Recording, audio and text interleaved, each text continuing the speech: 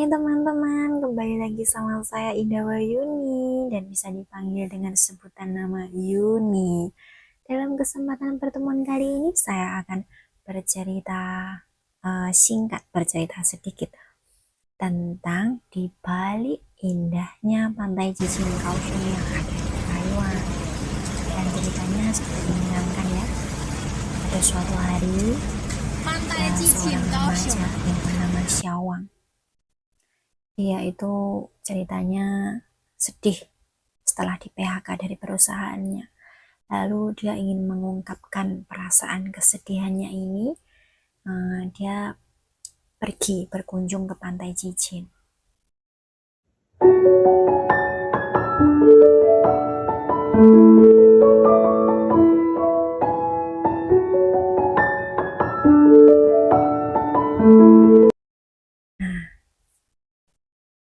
Dan setelah di PHK dari perusahaan, Xiaowang kesulitan tidur selama beberapa hari. Perasaannya seperti air keruh yang tak berkunjung tenang. Akhirnya, di suatu tengah malam, dia menaiki motor tuanya menuju Pantai Jijin, berharap angin laut bisa mengusir kecemasan dalam pikirannya. Dia melaju kencang di sepanjang jalan tol yang sepi. Cahaya bulan mengalir seperti air. Deburan ombak yang terputus-putus di dermaga seakan meratapi kesedihannya. Semakin kencang pria ini melaju, motornya itu melaju, angin laut yang asin bercampur hawa lembab malam musim panas selatan menerpa mantelnya, membuat separuh tubuhnya terjaga seketika. Tapi semakin cepat melajunya, pikirannya justru semakin kacau. Ada apakah gerangan? Bayangan dicaci atasan menyambar. Dadanya terasa seperti dihantam palu godam. Napasnya terengus-engus terburu-buru. Keringat merembes ke baju ridingnya. Saat tiba di mulut terowongan Jijin, kegelapan menyergap. Lampu di mulut terowongan berkedip tak menentu. Suara klakson kapal kargo di kejauhan membuat sarafnya tegang. Tiba-tiba stang motornya terasa berat luar biasa. Saat dia menginjak gas, rasanya seperti menginjak pasir yang lembek. Motor dia mati mendadak. Lampu panel dalam padam gelap. Hanya detak jantungnya yang berdetak kencang menyala kesunyian. Dia buru-buru menurunkan motor. Angin laut bertiup membawa cahaya nelayan yang berkelap-kelip di kegelapan dari kejauhan sana. Menyinari wajahnya yang pucat ketakutan. Setelah mundur 2 langkah, barulah dia melihat di sana ada tembok batu dengan tulisan kuil 25 perawan yang terkikis waktu. Dan di bawahnya ada prasasti kecil, makam 25 gadis. Monumen bisu untuk tragedi kapal karam tahun 1973 akibat kelebihan muatan. Di sini terbaring 25 buruh pabrik belum menikah. Yang termuda baru 13 tahun, tertua 27 tahun. Gadis-gadis yang dipaksa orang tua keluar sekolah untuk bekerja menjadi tulang punggung keluarga ini. Sungguh sangat kasihan ya.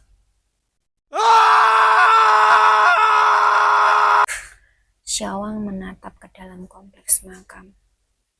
Kabut putih tipis mengambang di antara barisan nisan yang rapi, membuat dadanya sesak.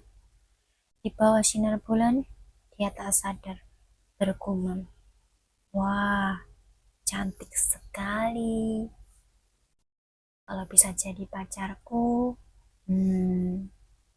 Namun, sebelum kalimatnya selesai, tiba-tiba Ada tawa ringan bergema di belakangnya. Suara gadis yang jernih, tapi menyimpan duka, lalu menghilang diterbangkan angin. Matanya memancarkan kesedihan tak berujung, seolah menanti janji yang terlambat. Dadanya terasa seperti tertusuk. Dia membeku di tempat hingga ombak besar menggulung kabut. Menghapus bayangan itu, kini hanya dia dan motornya yang tersisa dalam kesunyian malam, tapi kedamaian tak lagi menyentuh hatinya.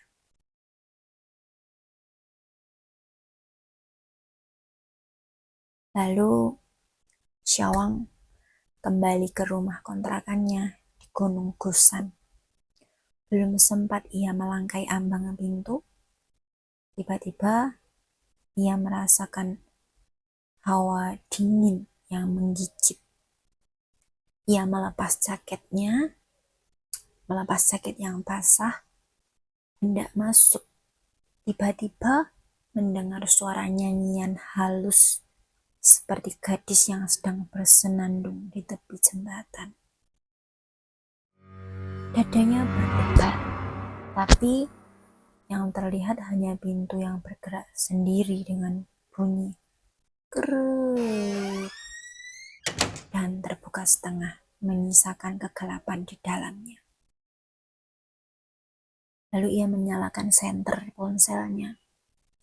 Sinar terang menyapu ruang tamu, memperlihatkan sebuah tas yang terjatuh di samping sofa. Dak! Isinya berantakan. Ada tiket yang tercecer dan foto bertuliskan kuil 25 perawan. Yang paling mengerikan, di dasar tas tiba-tiba muncul foto sekelompok gadis berbaju seragam biru ini, dan salah satunya tersenyum ke arah kamera. Tapi matanya menyimpan sebuah duka. Malam semakin larut, semakin sunyi. Hanya suara detik jam dinding yang terdengar. Tek, tek, tek. Lalu ia mematikan lampu. Baru saja hendak naik ke lantai atas. Tiba-tiba pintu terbanting sendiri. Blak! Seolah ada kekuatan tak kasat mata yang memanggil. Syawang, mainlah denganku, bisikan anak kecil yang serak menggema di telinganya. Jantungnya berdetak kencang, tapi tak ada siapa-siapa di situ. Dan keesokan paginya, ia terbangun dengan keringat dingin. Mimpi buruknya masih jelas. Gadis-gadis mengantri di pinggir kapal, kartu kerja di tangan.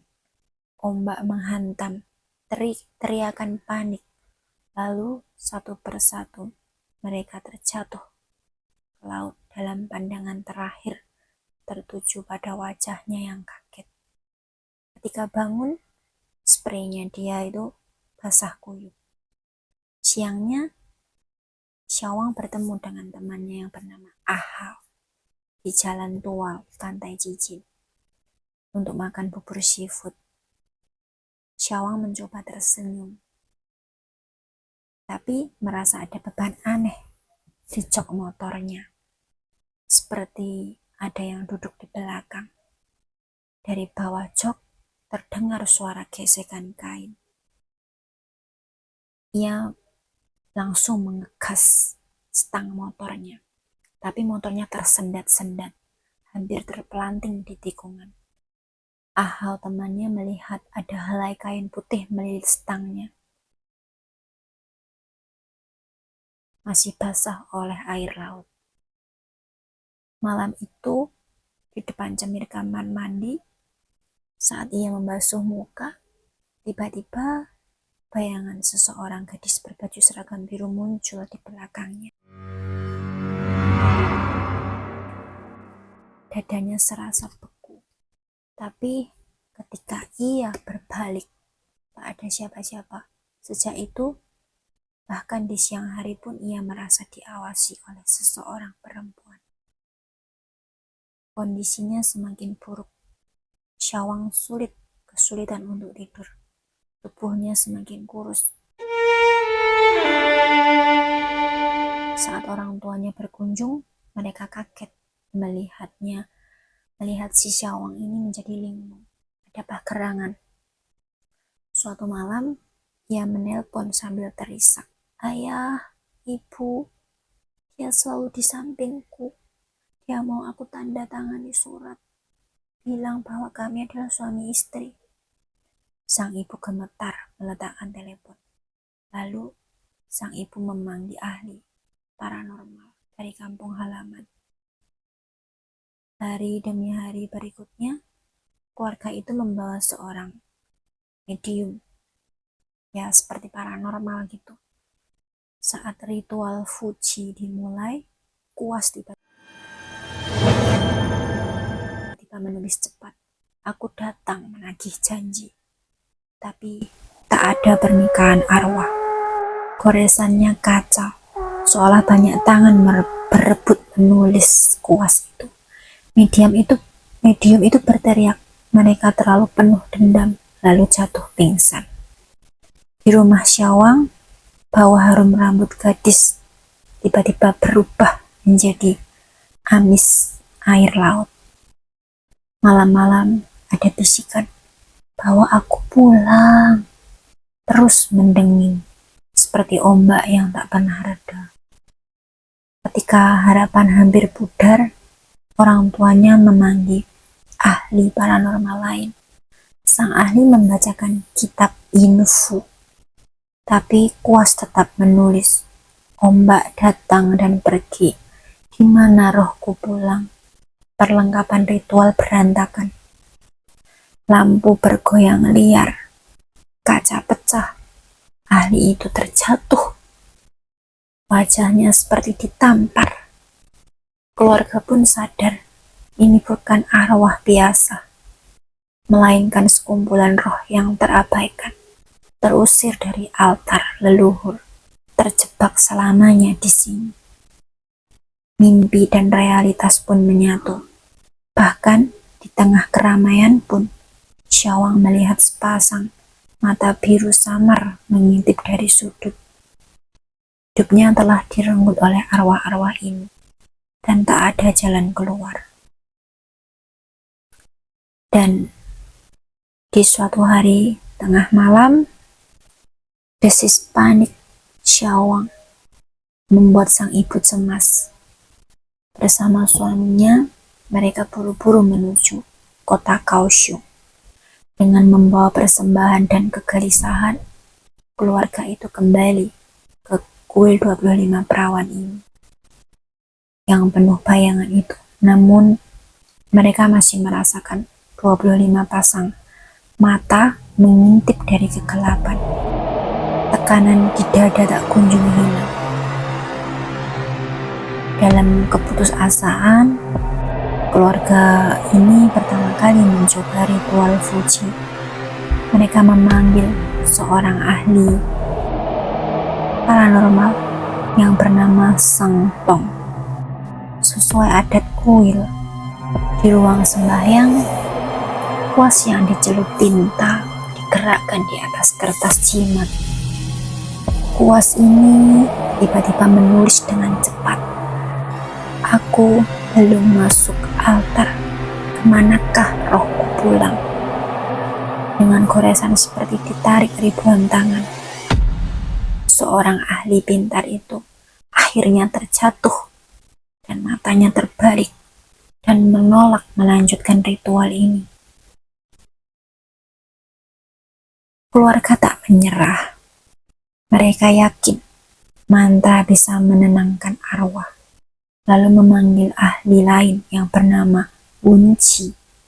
Di aula kuil, sang ahli ini membacakan kitab Info Jing dan kitab dasar Raja Bumi, berharap meredakan dendam. Namun, saat sampai pada kalimat, air kembali ke laut, jiwa kembali pada takdir, Kuas itu tiba-tiba terjatuh dan menulis sendiri di lantai.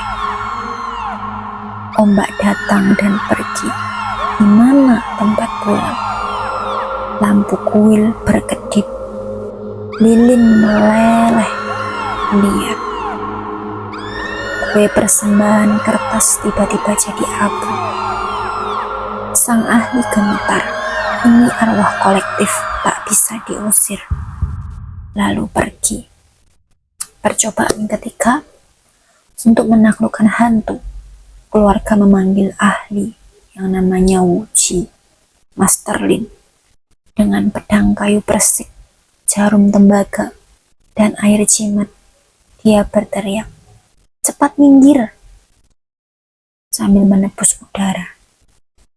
Namun, pedangnya seperti ditelan kabut tak kasat mata. Jarum tembaga malah melesat balik, melukai tangannya sendiri. Bisikan halus terdengar, "Kami belum menikah, tak punya tempat pulang." Master Lin mundur kelelahan. Altar keluarga porak-poranda. Dan pada akhirnya, solusi akhir adalah pernikahan arwah.